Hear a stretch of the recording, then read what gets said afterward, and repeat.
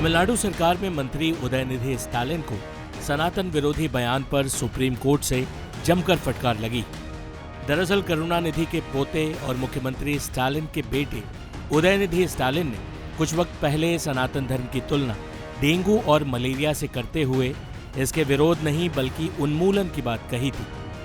उनके इस बयान के बाद तमिलनाडु और देश भर में काफी विरोध हुआ।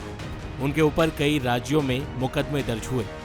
इन्हीं सारे केसेस को एक जगह क्लब करने की अपील को लेकर उदयनिधि स्टालिन के वकील अभिषेक मनु सिंघवी अदालत में दलील दे रहे थे, लेकिन सुप्रीम कोर्ट ने अपनी टिप्पणी में मंत्री उदयनिधि स्टालिन पर अभिव्यक्ति की आजादी के दुरुपयोग करने का जिक्र किया। सुप्रीम कोर्ट ने अपनी टिप्पणी में कहा,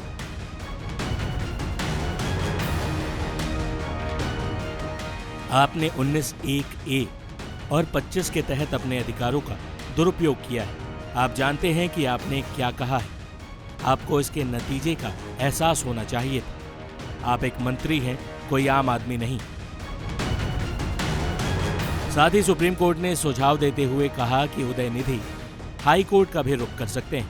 इस पर उदयनिधि के वकील ने कहा कि अगर उन्हें हाई कोर्ट जाना पड़ा तो वो बंध जाएंगे। ये अभियोजन पक्ष के सामने उत्पीड़न होगा। इसके बाद सुप्रीम कोर्ट ने अगले हफ्ते के लिए सुनवाई टाल दी।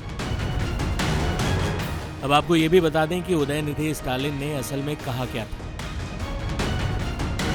कुछ चीजों का सिर्फ विरोध नहीं होना चाहिए, बल्कि उन्हें जड़ से खत्म कर देना चाहिए। हम डेंगू, मच्छर, मलेरिया या फिर कोरोना वायरस का विरोध नहीं कर सकते। हमें इसे खत्म करना होगा। इसी तरह हमें सनातन को खत्म करना है।